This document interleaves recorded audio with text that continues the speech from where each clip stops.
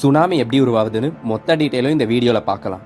பூமி ஒரு பால் மாதிரி இல்லாமல் அதை வெங்காயத்தை உரிக்கிற மாதிரி உரிச்சு பார்த்தோம்னா அதில் மேஜராக 4 அடுக்கு இருக்கும்.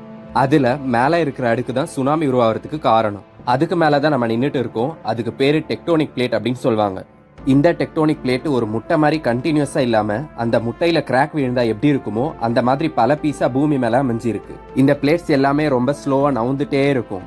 ஒரு வருஷத்துக்கு 5 சென்டிமீட்டர் வரைக்கும் நவுந்தா அது நார்மலாக இருக்குன்னு அர்த்தம். அது நவுற ஸ்பீடு என்னன்னா நம்மளோட கைவிரல்ல இருக்கிற நகம் வளர ஸ்பீடு தான். ஆனா 2011 ஜப்பான்ல சுனாமி வரும்போது அங்க இருக்கிற பிளேட்டு 40 மீட்டர் வரைக்கும் சில நொடிகள்ல மட்டும் நவுந்து இருக்கு. ஜப்பான் 4 பிளேட்டு ஒன்னா சந்திக்கிற இடத்துல அமைஞ்சிருக்கு. 2011 அதுல இருக்கிற நார்த் அமெரிக்கன் பிளேட்டும் பசிபிக் பிளேட்டும் வேகமா நவுந்து ஒன்னா மோதி அதுல பசிபிக் பிளேட் நார்த் அமெரிக்கன் பிளேட்க்கு கீழே ஸ்லிப் ஆயிடுச்சு. இப்போ நார்த் அமெரிக்கன் பிளேட் மேல போனதுனாலையும் கொஞ்சம் முன்னாடி போனதுனாலையும் அது கடல் தண்ணியை புஷ் பண்ணி விடுது.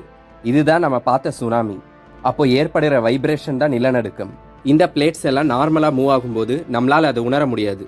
ஆனா அது எப்போ வேற பிளேட் மேல அழுத்தத்தை தருதோ அதுல இருந்து வர நிலநடுக்கம் அல்லது சுனாமியால தான் நமக்கு தெரிய வரும். கடலுக்கு அடியில இருக்கிற பிளேட் எல்லாமே 5 இருந்து 10 கிலோமீட்டர் தான் திக்னஸ் இருக்கும். நாம நின்றுட்டு இருக்கிற பிளேட்டோட திக்னஸ் 25 கிலோமீட்டர்ல இருந்து 70 கிலோமீட்டர் வரைக்கும் இருக்குது. அதனாலதான் கடல்ல மட்டும் அதிகமா சம்பவம் நடக்குது.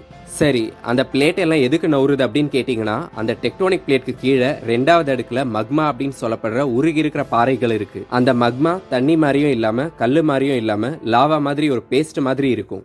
அது பூமிக்குள்ள இருக்கிற வெப்பத்தால சூடாக சூடாக அது மேல போயிட்டு கூலாகி திரும்ப கீழே வரும். சாப்பாடு கொதிக்கிற நேரத்துல அந்த நுரை எப்படி மூடி இருக்கிற தட்டை நவுத்துதோ அதே மாதிரி தான் இந்த மக்மா டெக்டோனிக் பிளேட்டை மூவ் பண்ணுது. ஆக மொத்தம் பூமிக்குள்ள இருக்கிற இந்த வெப்பம் தான் சுனாமி உருவாகிறதுக்கு ஒரு முக்கியமான காரணம். பூமிக்குள்ள போக போக வெப்பம் அதிகமாயிட்டே போகும். அப்படி போகும்போது சரியா பூமிக்கு நடுவுல 4வது முக்கியமான அடுக்கு தான் நம்மளோட 2வது சூரியன். அதனோட வெப்பநிலை எவ்வளோன்னு கேட்டீங்கன்னா அதிகபட்சமா 6000 டிகிரி செல்சியஸ். இது கிட்டத்தட்ட நம்மளோட சூரியனோட வெளிப்புற டெம்பரேச்சருக்கு சமமா இருக்கு. இதை பத்தி இன்னொரு வீடியோல பார்க்கலாம்.